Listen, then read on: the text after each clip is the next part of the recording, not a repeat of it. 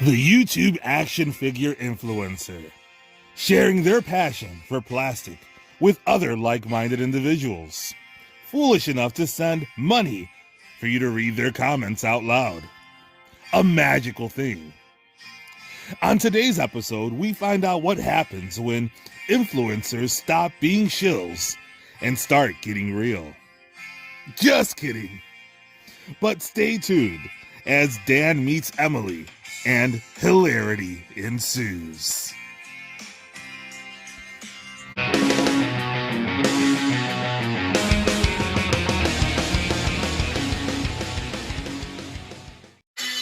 Welcome back, true believers. Elite Legend back at you guys with another G.I. Joe Classified Series video. And do not change that YouTube channel.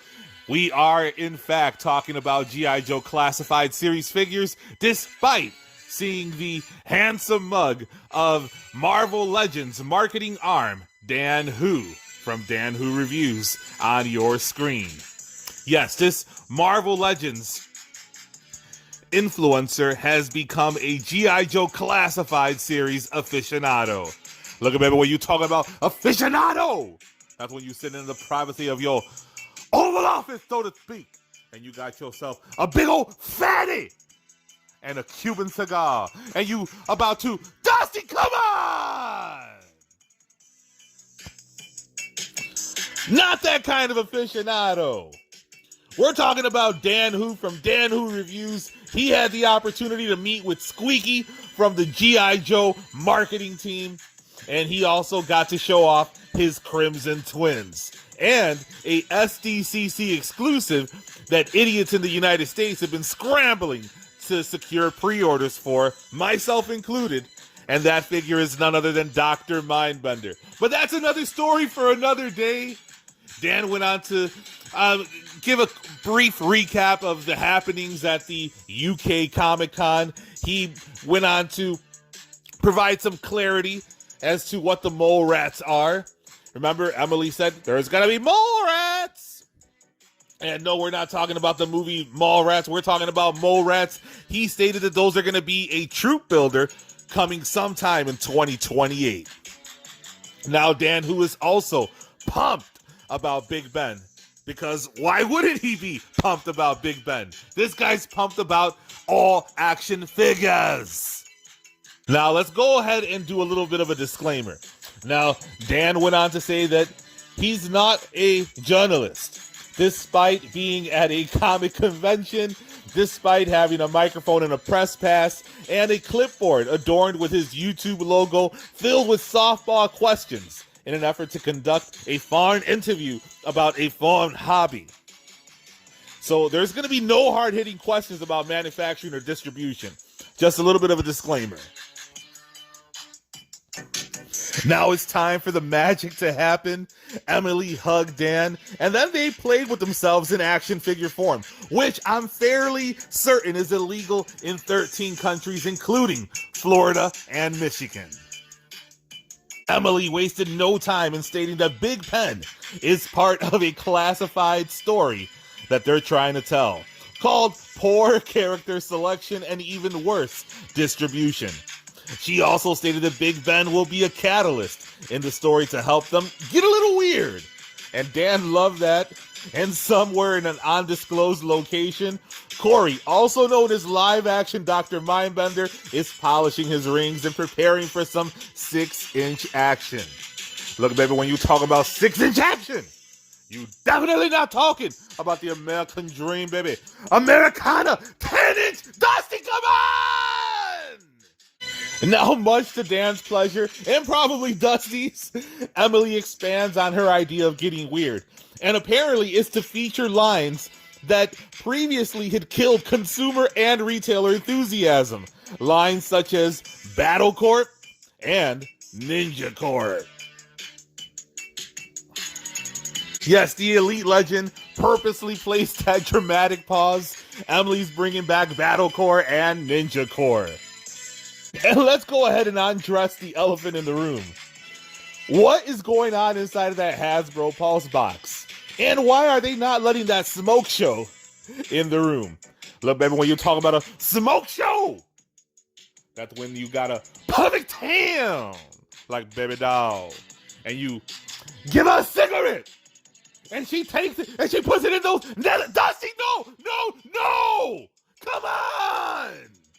Now Dan, who's seemingly feeling himself by this point, decides to try to earn some journalistic integrity by congratulating Emily on the funding of the HASLAB His Tank. Dan, who then goes on to make a suggestion or a recommendation.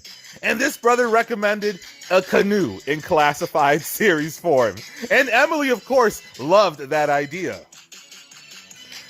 She also acknowledged that the trouble bubble is coming and that future vehicles will extrapolate. Look, baby, when you talking about extrapolation, that's when you are still in a comfortable situation, if you will, with your previous flames, and you get together for some extrapolation. Dusty, what are you talking about? Emily extrapolated that the future vehicles will be between Coil and HASLAB His Tank size. But now Dan, emboldened by the high level of report that he's garnered so far, decides to go for a hardball question. Dan states, can we get a more fluid flow of product? Emily goes on to explain that different places around the world get different things. A long way of saying that our distribution is trash. She then states that her bang-up job is causing what is called a regional inequality. Look, baby, all regions are not created equal by the good Lord above. And that's a good thing when you talking about... Dusty, come on, please, cut that mic. Cut the mic. Emily goes on to reveal that there is a current backlog of product, and that should be cleared up by sometime in July. So apparently there's a 9 to 10 month backup. Look, baby, what you talking about? Having a backup of that nature that could easily be avoided by wrapping it up. That's right, a contraceptive baby. Dusty, didn't I tell you to cut that mic? What's going on here? Who's running the asylum? Ramona! So the backlog will be cleared by sometime in July, and Emily reminded us, hey guys, we're still in a global pandemic. So Dan, who states that he's a UK guy, and he wants to know if classified not doing well is the reason for these figures becoming UK Pulse exclusives. Emily then goes on to read a statement from Consumer Care on her trusty cell phone. She goes off to name countries that are going to be part of that UK EU exclusive and goes on to reassure us that no changes will affect the United States. And that seemingly satisfies Dan, considering there was no follow-up question. Now this begs the question, guys. The fact that there are no planned changes for distribution in the United States and no plans to make the classified line Pulse exclusive, does that make you feel any better? We can't find these figures in the United States. The only places that these figures are readily available are in the European Union and the UK. Now that that becomes non-retail and Pulse exclusives, how the hell are we ever going to get our figs? Answer that question. And tell me that I'm a fool when I say that this line is on its deathbed. Terrible distribution killed retail in the UK, and terrible distribution in the United States is totally no big deal. Emily realizes that it is now time to get some brownie points with the gullible sheep in the G.I. Joe Classified Series community, and she goes on to say how she's like, wow, we make a lot of these figures. No shit, Sherlock. It's kind of your job. She went on to say that they are so backlogged that they could not make reruns on previous figures. However, they did make two exceptions. Those exceptions being Dr. Mindbender and Serpentor. That's right, these geniuses made these two figures exclusives instead of putting them in the main line because Emily, in her own words previously, underestimated the popularity of fucking Dr. Mindbender and Serpentor. This is your leader of the G.I. Joe Classified Series line. An individual that underestimated the popularity of two core Cobra characters. She went on to say the Cobra Commander will be on Retro Card, and the His Tank will feature action figures number 99 through 101 in the classified series. So that's about all for that interview. Let me know in the comments, what did you think about Dan's interviewing skills? Did he ask more than softball questions? He tried. The Elite Legend will give him a little bit of credit. He tried to ask about distribution in the UK, and that was promptly shut down. He didn't have a follow-up. He didn't gain any points by congratulating her on the funding of the His Tank. Essentially, he was there to have a fun interview about a fun hobby that he has, and that's good for him. However, this individual wants to consider himself an influencer. He wants to essentially, he stated that the reason he was not going to ask any tough questions was because this was their first meeting.